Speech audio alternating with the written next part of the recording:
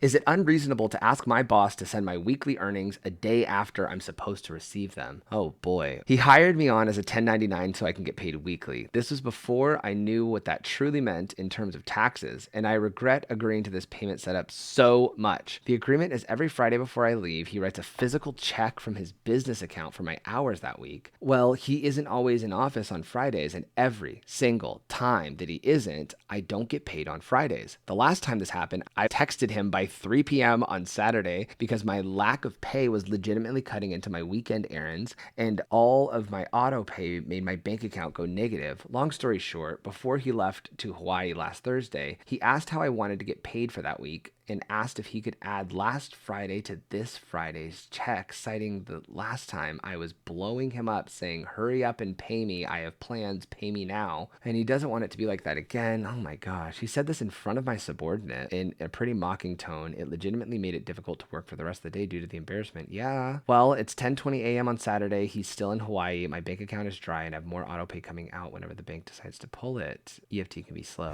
I seriously need advice. He pays the only other person that works in the office the same way, and she was totally quiet when he mocked me about it last time I got paid late. I tried to talk to her about it to assure her that I would never talk to my superior that way and try to get her opinion. She was just still shut down and had nothing to say. So now I feel like I'm crazy for thinking that it isn't okay the way that he spoke to me, or the act of neglecting to pay us on time to begin with is unacceptable. I know that sentence doesn't make sense, but my dog is whining in my ear for food, so I'm wrapping this up right now without proofreading. Any questions for context, and I'll give it in the comments. Oh my gosh, so sorry. First of all, if anybody tries to hire you as 1099 for a full-time job, that is illegal. 1099 means that you are a contractor and that you essentially work for yourself and that you are contracting a service rendered. And you can't have a full-time employee that has expected hours and expected regular deliverables to be on 1099. So if anybody offers you that, they are trying to push the tax burden onto you typically. Likely this person is trying to avoid paying employee taxes,